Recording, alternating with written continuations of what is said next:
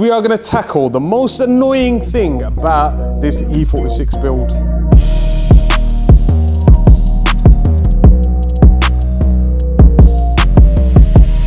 Brand new into. I think you got Jack Grealish waiting in the reception. The footballer, Jack Grealish.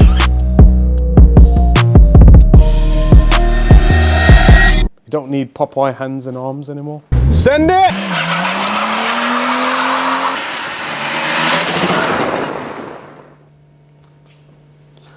What's going on, guys? Welcome back to the channel. Yes, another update on your favorite silver car.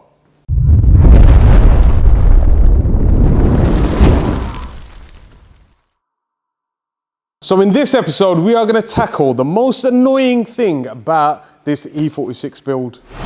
And that is the lack of power steering. We haven't been able to take this car on the road test properly because the lack of power steering. Obviously, the B58 engined vehicles come with an electronic power steering motor within the steering rack. And on the E46, it's a mechanical pump. So today, we're going to do some digging, go searching, put things together and see if we can address that.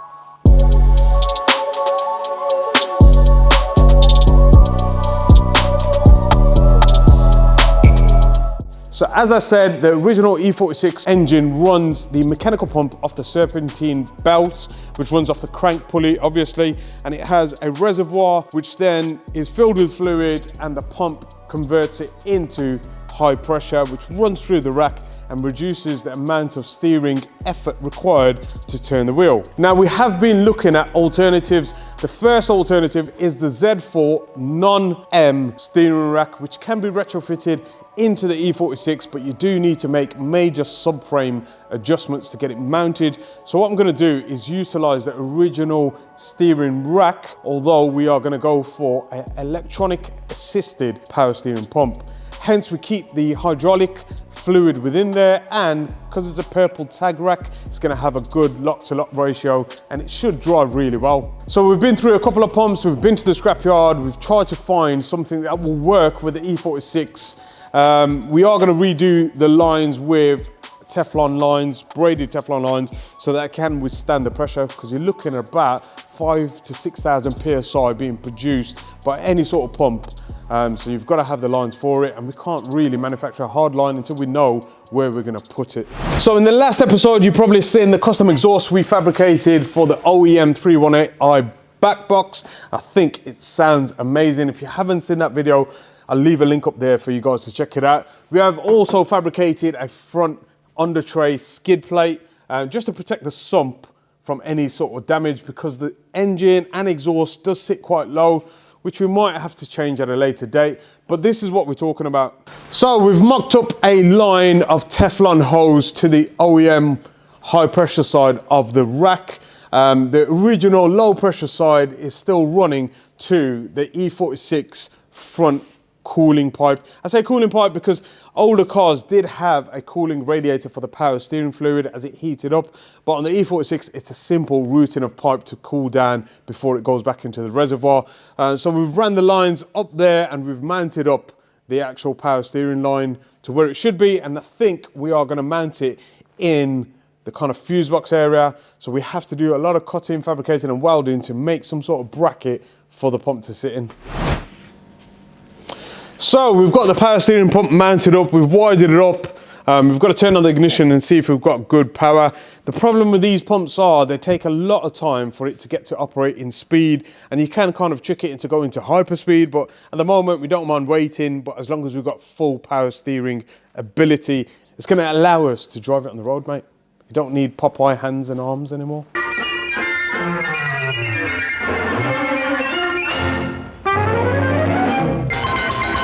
So I just want to show you guys what it's like driving this car with no power steering.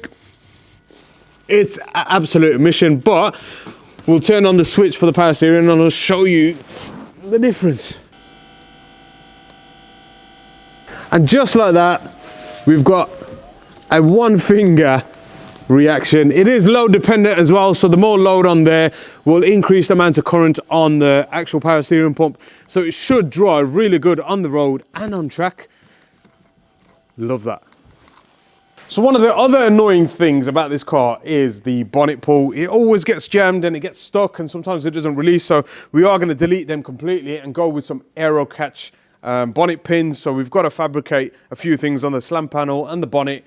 And yeah, there's no gas in these gas struts, unfortunately. So we'll have to get them replaced at some point. But yeah, we've got to sort that out and then we'll come back to the power steering.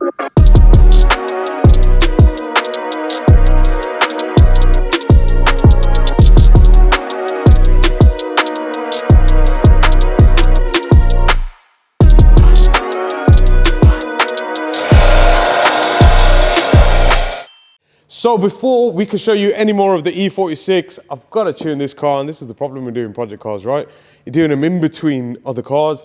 M140, fully forged engine, CP pistons, ZRP rods. It's got Valtech valve springs, and I believe it's got different cams on there, but the owner doesn't know much about it because he's bought the engine as it is, and he's stuck a Vargas GC Plus turbocharger on there. So I'm going to run it up as a base, kind of 1 bar of boost, see what it produces, slowly build it up, make sure the valve train and everything's built accordingly. Every time we've had a car with a forged engine in there, there's always something that's not been put back together right. This is a prime example. The car's actually got no charge pipe seal on there, so we have to replace the seal, put that charge pipe back on before we can run it up on the dyno. So yeah, make sure you guys check your cars before you are actually dropping them off.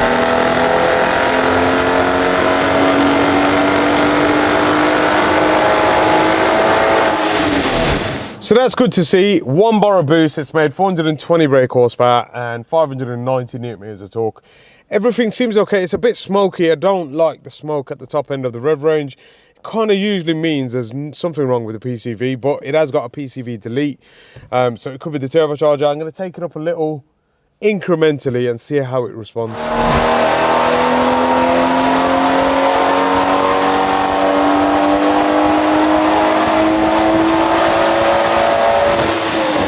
That's not good, is it?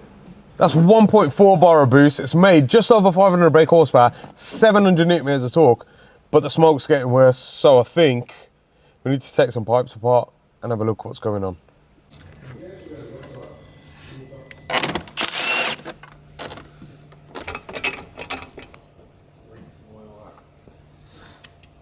I think we'll call that a mission abort. Can you put the big X on the screen, please?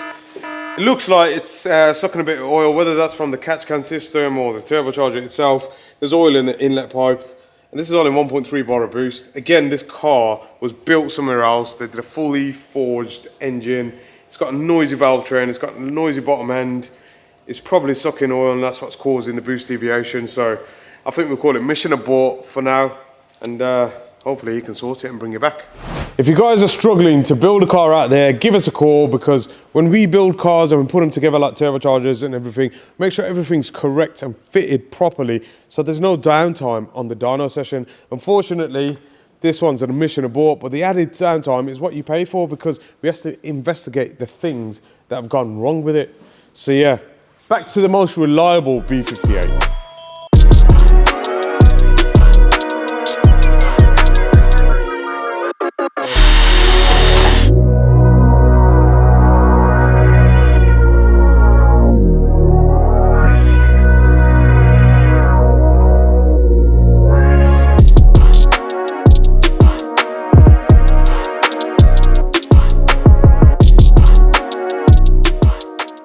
So I don't know if you eagle-eye viewers noticed, we had a bit of artwork put on the wall. It was about time, it was a bit plain Jane. But we've got the boys from Garage Style coming down today to fit some flooring. Every year we get the workshop painted and it's become very tedious and we don't really have the time for it to dry, etc. So we're gonna get some nice PVC tiles. So shout out to Garage Style for popping down today and getting some flooring down.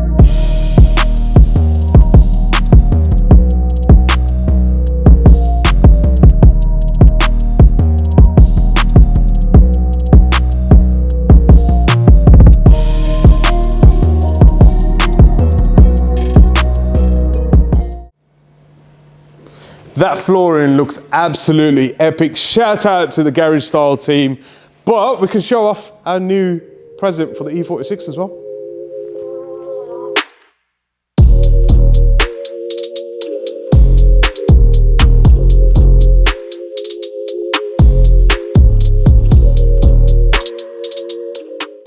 Yeah, that's right. The boys at B58 have built a brand new I think you got Jack Grealish waiting in the reception. Jack Grealish as in the footballer Jack Grealish, or just a Jack Grealish? The footballer, Jack Grealish. Give us a minute. So back to this, the intake manifold from B58. It's a brand new intake manifold with a decent core. It does come with an option for a larger core, but I think this will suit the E46 perfectly. It is finished in a satin black, but we are going to add some gold accents because we are going for a bit of a gold theme with this. But yeah, it's a brand new intake manifold, can handle all the boost pressure it needs. It has 1/8 MPT ports for method injection and also port injection for a set of 6 fuel injectors when we go big turbo on this. So yeah, let's get it fitted. Such a makeshift bonnet stay. This is not staying. We are getting some new gas struts so that the bonnet opens on its own. But yeah, now time to take the intake manifold off. As I previously mentioned in a couple of episodes ago, we are utilizing the OEM intake manifold with the charge cooler system running a front charge cooler rad. So it's going to be interesting to see how much power we can get from this when we stick it on the dyno, mate.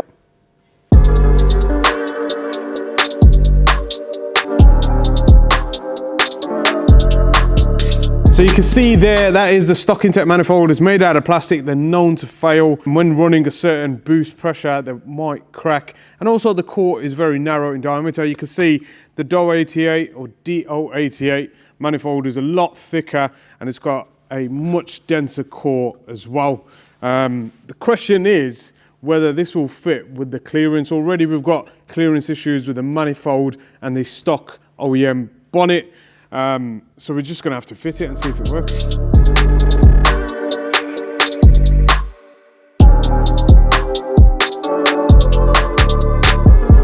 So quick G42 update. We are fitting a Dorch Stage 2 high pressure fuel pump to the car. We are also going to take the low pressure fuel pump out of the tank to see what sort of size is available for us to upgrade that for a later date.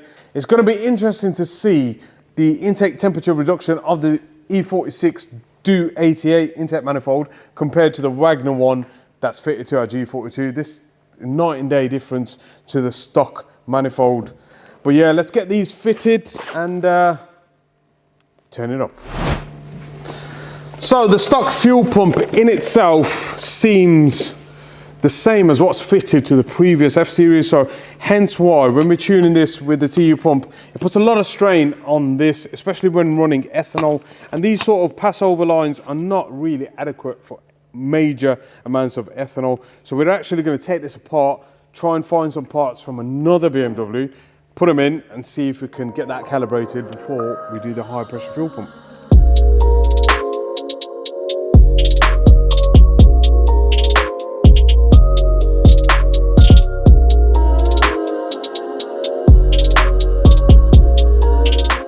Also, in another video, we are going to be testing out these brand new injectors that give about 35 to 40% more fuel to the B58 engine. So we're going to find the limitation of the stock injectors with that Dorch Stage 2, and then we'll upgrade the injectors and send it to the moon.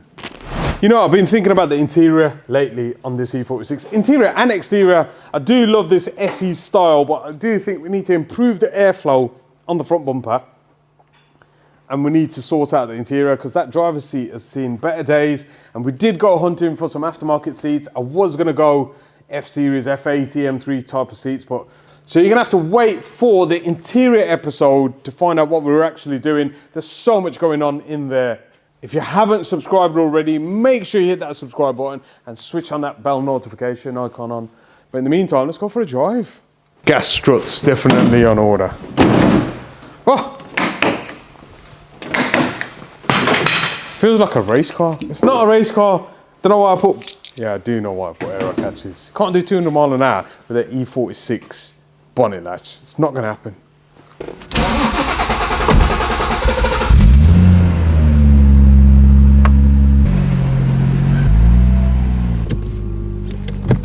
So is this like the first official drive? Because the last time we took it out, we just parked it over there, made it look pretty. Oh, we got second gear. That is the fastest we've been so far in the B58 swapped E46. Oh, the power steering feels good. We're gonna crash into him. Oh, look at that. Oh, this feels so good. I can't even explain to you.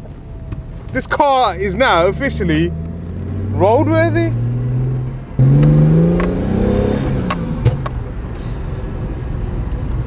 It's a good feeling, isn't it? I'll say it's a good feeling. I still need to wire in the traction control. Oh, we had turbo! We've got boost! Oh, did you hear it? That sounds so good. Send it!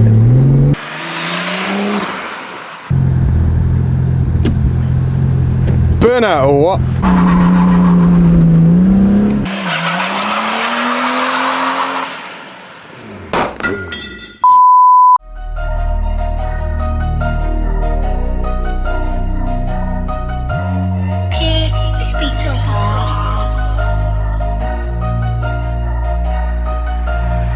Don't matter if you cars for the road or tracks. Mexico on the lanes or Dunnington doing up laps. Car man, I got maps doing up maps. Maximum power, cars get gapped. They got tuners, we got tuners, but they're tuners a load of.